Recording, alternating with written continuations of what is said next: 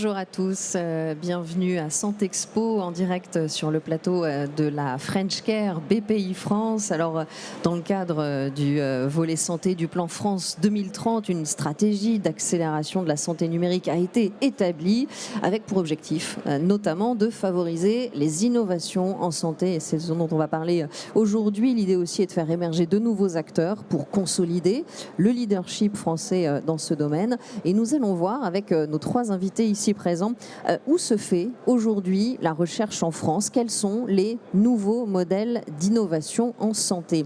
Alors on va commencer avec vous, Emma Le Bihan, vous êtes Chief of Staff de l'Agence de programme pour la recherche en santé. Nous avons aussi Rosalie Maurice, responsable du domaine santé au sein de la direction de l'innovation à BPI France. Et enfin David Gruson, fondateur d'Ethic IA. Alors Emma Le Bihan, je me tourne vers vous. Parlez-nous de cette nouvelle agence, l'Agence de programme pour la recherche en santé. Quel est votre rôle? Elle vient d'être lancée. Quel est votre rôle? Et puis, racontez-nous comment vous essayez, au sein de cette agence, de créer ce terreau fertile pour l'innovation. Merci beaucoup, Edwige. Alors, tout d'abord, je tenais à rappeler que plus de la moitié des sociétés HealthTech en fait, sont issues du domaine du milieu académique et que donc, du coup, les partenariats publics-privés sont absolument clés. Peut-être rappeler également ce que c'est un PEPR parce que ça ne parle pas à tout le monde. Un PEPR, c'est un programme équipement prioritaire de recherche. Donc ce sont des initiatives stratégiques qui visent à accroître la recherche et l'innovation dans des domaines technologiques et scientifiques, souvent dans le cadre d'une politique nationale. Et donc du coup, l'agence, elle va porter certains des PEPR qui ont été lancés, enfin en tout cas assurer le suivi de certains PEPR santé qui ont été lancés dans le cadre de France 2030. Il y en a 8. Il y a notamment, entre autres, la stratégie du coup, de santé numérique dont vous parliez à l'instant. Également les maladies infectieuses émergentes, les biothérapies et la bioproduction. L'agence, elle a été toute nouvellement effectivement créée. Franck Mouton, qui est son directeur exécutif, a pris ses fonctions le 1er avril dernier. Et cette agence, elle s'inscrit en fait dans le cadre du discours présidentiel du 7 décembre dernier sur l'avenir de la recherche française et également dans le cadre de la remise du rapport Gillet. Qui donc du coup parlait de la fragmentation des efforts de recherche en France, du manque de collaboration entre le public et le privé et les processus bureaucratiques qui sont très lourds. Donc la coordination de cette agence, en tout cas en santé, a été confiée à l'INSERM, qui est l'Institut national de la santé et de la recherche médicale. Et donc les missions de l'agence, elles sont multiples. Il y en a une notamment d'induction de programmes qui du coup vise à assurer le suivi, comme j'ai dit, de certains des PEPR et d'en porter des nouveaux, notamment dans le cadre de la stratégie d'accélération de prévention qui va être très prochainement ou qui a déjà été confiée à l'AIS. Il y aura également France Vaccin où l'agence va appuyer à l'élaboration d'une feuille de route opérationnelle en lien avec la stratégie maladies infectieuses et émergentes dont le PEPR que j'ai mentionné précédemment et également avec le biocluster lyonnais. Donc aussi l'agence elle a vocation d'ici l'été à remonter 3 à 4 programmes au comité de liaison avec l'État. Et donc du coup ces thématiques, comment est-ce qu'elles sont priorisées, comment est-ce qu'elles sont choisies. En fait il y a un comité des partenaires où il y a plus de 30 agences et structures qui en font partie, dont la BPI qui représente entre autres le monde socio-économique. Et à date il y a 7 thématiques qui ont été choisies d'être instruites, qui vont être soumises à un comité scientifique ad hoc et qui du coup permettra au comité des partenaires de choisir les 3-4 thématiques qui seront priorisées et remontées au comité de liaison avec l'État. Parmi lesquels, comme quelques exemples? Je ne sais pas si j'ai le droit de les divulguer, okay, mais... D'accord. Alors nous attendrons qu'elles soient dévoilées. Mais en tout cas, c'est des grandes thématiques, peut-être que je peux en parler. Il y a notamment il y a les maladies inflammatoires. On a également tout ce qui est... Attendez, désolée, du coup, maladies inflammatoires, la chirurgie du futur, médecine interventionnelle, voilà, pour en citer que 3. Tout ça étant donc dans l'idée de créer des ponts, des collaborations entre les différents acteurs de la santé pour renforcer ces synergies. Tout à fait, entre le public et le privé, et d'où au fait ce comité des partenaires aussi qui a vocation à être transversal et avoir une vraie approche collégiale pour que voilà, on puisse remonter des programmes à l'État qui soient consensuels et qui aient un vrai impact à la fois médico-économique, sanitaire et scientifique. Merci beaucoup Emma pour cette présentation de cette agence de programme pour la recherche en santé. On comprend à vous écouter l'importance de ces collaborations, de ces synergies entre les différents acteurs publics et privés. Est-ce que cette stratégie de collaboration est payante? Je me tourne vers vous, Rosalie Maurice. Est-ce qu'elle porte ses fruits finalement? Est-ce que au niveau des technologies, des nouvelles thérapies, on voit émerger de l'innovation grâce à ces collaborations, à ces ponts qui sont créés? Oui, alors clairement, nous, chez BPI France, on a un plan Deep Tech qui a vocation vraiment à accompagner les laboratoires académiques, les chercheurs vers la création d'entreprises. Donc on va faire un lien étroit avec la nouvelle agence. Et la moitié des projets Deep Tech, donc des entreprises Deep Tech, chez BPI France, sont sur le secteur de la santé. Donc clairement, beaucoup de projets de santé viennent des laboratoires académiques. Notamment en biotech et en medtech. C'est vrai que sur la santé numérique dont on parlait, il y a beaucoup de projets qui viennent des labos, mais pas uniquement. Par contre, on accompagne beaucoup d'entreprises qui développent des solutions d'IA, d'intelligence artificielle, notamment d'aide au diagnostic. Et finalement, pour développer une IA, on a beaucoup besoin de données. Aujourd'hui, les données sont beaucoup au niveau notamment des structures cliniques, de CHU ou de centres hospitaliers. Donc c'est là où on a un lien très étroit sur la santé numérique entre les producteurs de données et les utilisateurs de données pour développer des nouveaux services innovants. Alors justement, cette donnée, c'est l'enjeu effectivement de l'un des éléments clés de cette stratégie d'accélération de la santé numérique. Comment est-ce qu'on va la collecter? Comment est-ce qu'on va l'utiliser pour accélérer l'innovation? C'est tout un enjeu. Alors c'est un enjeu qui est majeur parce que clairement le secteur de la santé est en train d'être, suit sa transition numérique et l'IA intervient dans toute la chaîne de valeur, que ce soit développement de médicaments, identification de cibles, drug design, essais cliniques. Et il y a un article récemment qui est sorti qui montre que 2 fois plus de molécules passent les essais cliniques quand il y a l'intervention de l'IA. Donc on voit que c'est vraiment, on commence à avoir un peu de recul. Donc pour collecter les données, c'est tout un enjeu et l'État a décidé, France 2030 et ONDAM, BPI France, on est opérateur notamment de France 2030, on a financé des entrepôts de données de santé au sein des structures hospitalières pour les aider à collecter, structurer, qualifier des données avec tout l'enjeu d'interopérabilité, tout l'enjeu de traçabilité, de qualité, parce que pour avoir une bonne IA, il faut des bonnes données. Donc il y a vraiment une volonté de la part de l'État d'investir sur cette structuration de données pour ensuite développer des nouveaux cas d'usage, parcours de soins, nouvelle aide au diagnostic. Donc on se rend compte et le pouvoir public se rend compte de cette problématique et de ce besoin de structuration de collecte des données.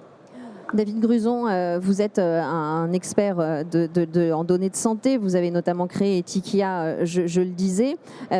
Comment est-ce qu'on collecte et comment est-ce qu'on utilise la donnée pour accélérer l'innovation? C'est aussi un de vos sujets. Quelles sont votre vision sur ce sujet? Je pense que ce que Emma et Rosalie ont dit est fondamental et il faut saluer l'engagement de l'agence de programmation de recherche et celui de BPI pour soutenir l'innovation. Vous avez raison, Rosalie a raison de souligner le continuum d'innovation du cran le plus fondamental jusqu'au cran le plus applicatif. Et il faut être présent en différentes étapes du dispositif.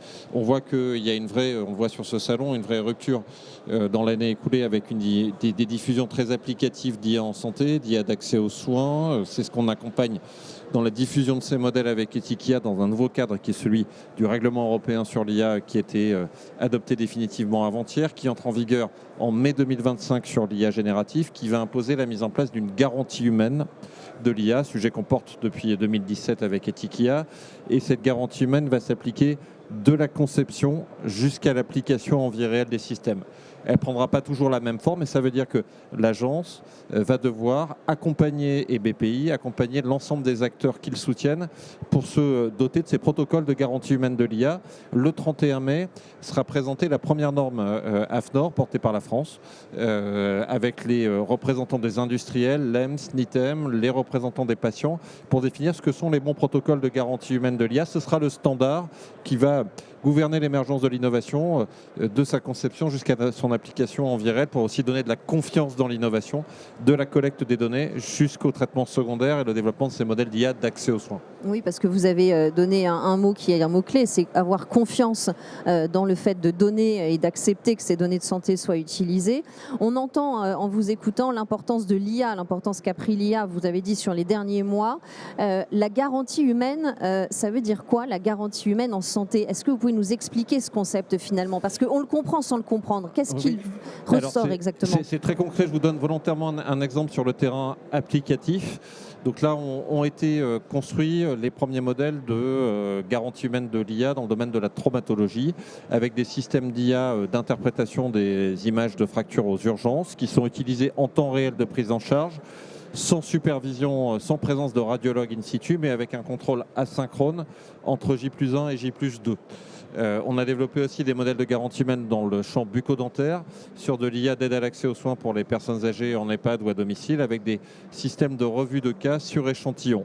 Et on déploie les premiers protocoles de garantie humaine sur des essais cliniques in silico. La filière de IA et cancer, la FIAC, qui rassemble l'ensemble des concepteurs de systèmes d'IA en oncologie, a développé ce modèle également pour aller essayer d'impliquer les professionnels de santé et les représentants de patients dans le monitoring de l'innovation. Alors non pas à chaque étape, mais au point clé, c'est une vraie démarche de qualité gestion de risque. C'est imposé à l'article 14 du règlement européen sur l'IA pour les concepteurs et à l'article 26 pour les utilisateurs. Ce qui est important aussi de souligner, c'est qu'en fait, cette organisation et cet encadrement des données de santé et de l'utilisation avec l'IA, c'est que ça ne peut pas se faire qu'au niveau français. Ça doit se faire au niveau européen. Là aussi, c'est pour favoriser cette collaboration entre les différents acteurs. Qui veut répondre? Peut-être Rosalie Maurice? Oui, clairement, il faut qu'on soit organisé, j'allais dire, au niveau européen sur cette réglementation, parce que l'idée qu'on porte chez BPI France, c'est d'accompagner les entreprises innovantes pour accéder à un marché, le marché français, mais le marché européen, voire international. Et aussi, ce qu'on finance chez BPI France, c'est l'évaluation médico-économique de ces solutions innovantes, notamment basées sur l'IA, pour montrer l'intérêt médico-économique, au-delà aussi de tout ce qui est confiance et réglementaire. Finalement, on se rend compte que c'est très compliqué de mettre sur le marché des solutions innovantes avec de l'IA, et il faut qu'on arrive à être, j'allais dire, tous organisés et accompagner au mieux les entreprises pour accéder à un marché. Et on essaye aussi de travailler sur le marché français et l'achat innovant pour pousser ces entreprises à accéder au marché français. Comment est-ce qu'on calcule une rentabilité médico-économique? Avec quel recul il faut? Est-ce que c'est trop tôt pour le dire encore? Il faut combien de temps à peu près pour connaître ces données? Alors, ce qu'on fait notamment dans le cadre de la stratégie d'accélération santé numérique, c'est qu'on finance les entreprises, une fois qu'elles ont leur solution développée avec leur marque HCE, l'étude médico-économique, et là, ils font appel à des méthodologies dont c'est le métier de calculer quel est le nombre de patients, quels sont les endpoints qui sont revendiqués, quelles sont les différentes choses qu'il faut regarder pour montrer finalement en bout de chaîne, suite à l'évaluation, quels sont les gains médicaux, et quels sont les gains économiques. Il peut y avoir l'un ou l'autre, ou l'un et l'autre, ça dépend des solutions, mais il faut savoir vraiment qu'est-ce qu'on recherche et quelles sont les revendications.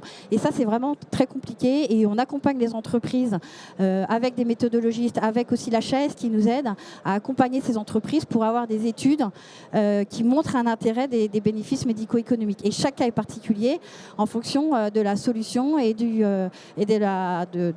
marché qui est visé. Vous le disiez, l'innovation vient principalement des laboratoires académiques. Comment est-ce qu'ils arrivent à basculer dans une logique qui est plus de la recherche, mais qui est plus économique, de business? Est-ce que ça aussi, vous les accompagnez? Est-ce que c'est une transition qui se fait facilement pour eux?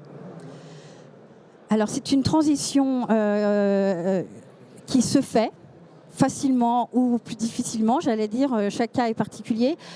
Par contre, ce qu'on se rend compte, c'est qu'on accompagne vraiment, plus on accompagne en amont les chercheurs sur qu'est-ce qu'une innovation, comment il va falloir le valoriser, quel est le marché qui est visé, qu'est-ce qu'ils vont revendiquer, quelles sont les différentes étapes de développement de l'innovation. plus la transition est simple. Le chercheur, il y a 20 ans, qui découvrait le milieu économique, on n'en a plus aujourd'hui. On est quand même beaucoup plus de sensibilisation. Les structures de valorisation, les SAT sont quand même aussi impliqués. Et après, nous, chez BPI France, on a toute une gamme pour les accompagner par des financements. ILAB, Innov, Idemo, Première Usine s'ils veulent industrialiser. Et finalement, les entreprises, en fur et à mesure où elles arrivent à lever des fonds, puisque c'est quand même le nerf de la guerre, elles se font aussi accompagner par des experts réglementaires, des experts sur la garantie, des experts sur des méthodologies. Il faut qu'elles arrivent à se faire accompagner pour anticiper ce développement de produits qui veulent que sur le marché, anticiper l'industrialisation et anticiper l'achat innovant et à qui on va vendre et quel est le prix, quelles sont les revendications. Donc c'est vrai que c'est tout un parcours et il faut qu'on arrive à diffuser cette innovation et chacun intervient à différents niveaux dans le développement. Et effectivement, il faut être accompagné par différents experts et vous, c'est vraiment cette expertise que vous avez au sein d'Etikia. Est-ce que vous pouvez nous en dire plus sur Etikia? Ça a été lancé il y a 4 ans à peu près. Le rôle, les missions précises. Oui, nous, notre rôle, c'est précisément de permettre la diffusion de l'IA en santé dans un cadre conforme à la loi de bioéthique française et maintenant le règlement européen pour l'IA. Donc, Rosalie disait c'est important l'accompagnement vers le marquage CE. On a pu obtenir que la garantie humaine soit incluse dans le marquage, c'est-à-dire que le fait d'investir dès la phase amont de l'IA dans la construction de ces modèles de garantie humaine, dont on assure nous la construction avec les concepteurs et les utilisateurs, la traçabilité sous supervision de la CNIL, de la Haute Autorité de Santé avec qui on a travaillé pas à pas, ce sera un point augmentant les chances d'obtention du marquage, augmentant les chances d'actualisation du marquage, parce que vous savez, pour les systèmes d'IA auto-apprenants, en cas de changement substantiel, le marquage doit être actualisé. La HAS ayant intégré dans ses guidelines d'admission au remboursement la garantie humaine comme un critère facilitant d'admission au remboursement pour la sécurité sociale. Donc l'idée, c'est vraiment de promouvoir non pas une vision fermée de la conformité, mais un modèle de régulation positive au fil de l'eau qui va être rationnel aussi économiquement, d'investir dans des phases amont. Et on sait qu'avec BPI, c'est un de vos axes importants de pouvoir construire une innovation durable, d'avoir des programmes d'accompagnement permettant aux acteurs de l'innovation de concevoir ce système de garantie humaine en écho avec les professionnels et les patients comme une chance pour leur permettre de mieux accéder au marché. On entend bien à vous écouter la façon dont ces réglementations ont été vraiment mises au point d'une manière très précise pour suivre toute la phase de création. Il y a quelque chose qui m'interroge. L'IA, ça va très vite. Comment est-ce qu'on arrive à suivre et à être aussi réactif sur des législations qui sont assez lourdes à mettre en place? Comment est-ce que vous arrivez à être devant ou est-ce que vous faites que suivre finalement? Alors là, le règlement européen va simplifier beaucoup les choses. C'est un règlement européen, c'est-à-dire qu'il ne tolérera aucune mesure d'adaptation nationale. Il s'applique en dur, avec la même force opposable que le RGPD, des sanctions de 2 à 6% du chiffre d'affaires mondial s'il n'y a pas de garantie humaine en place. Et ce qu'il faut avoir en tête, il faut vraiment contrebattre l'idée que l'Europe serait en surréglementation, puisque la FDA américaine, l'Agence de sécurité sanitaire américaine, avait repris dès 2021 l'obligation de supervision humaine.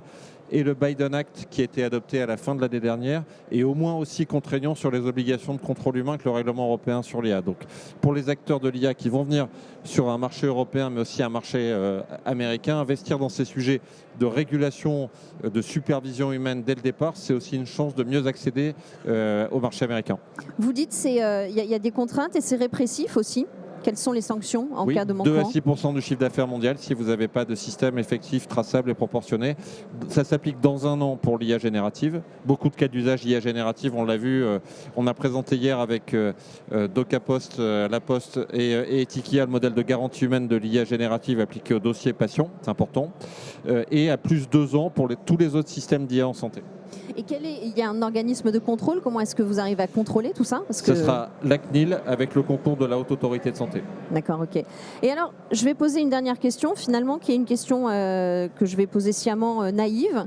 Mais finalement, pourquoi est-ce que c'est si important de contrôler à ce point-là les données en santé? Parce que finalement, nous, au quotidien, un peu tous les jours, on balance largement sur les réseaux sociaux des données qui sont très sensibles.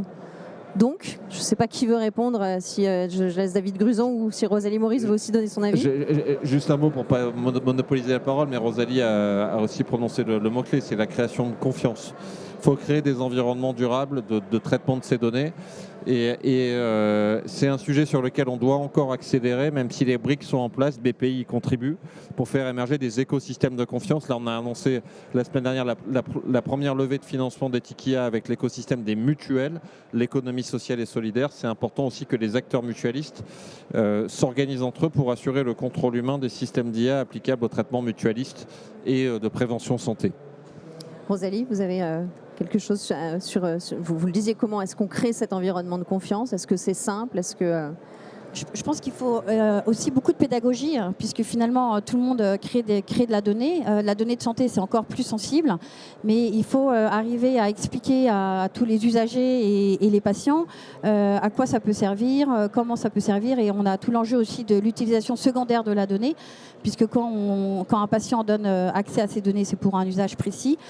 Comment on peut réutiliser la donnée pour un deuxième usage, et je pense qu'il y a aussi un enjeu de l'utilisation secondaire de la donnée pour développer des nouveaux usages. Et il faut expliquer, c'est aussi un peu, j'allais dire, l'enjeu de la French Care, de pouvoir expliquer les innovations dans le secteur de la santé, qu'est-ce qu'on peut faire. Les gens ont appris très vite ce que c'était que des vaccins ARN. Il va falloir aussi expliquer ce que c'est l'IA, comment chacun est acteur de ce secteur, et quels sont les enjeux et j'allais dire les limites que chacun veut donner. Donc je pense qu'il y a une histoire de pédagogie et de visibilité sur le grand public. Merci beaucoup pour votre analyse de cette question complexe autour des données en santé, comment les réguler, comment les contrôler et comment, grâce à la pédagogie, créer cet environnement de confiance. Merci à tous les trois. Merci à vous. Merci beaucoup.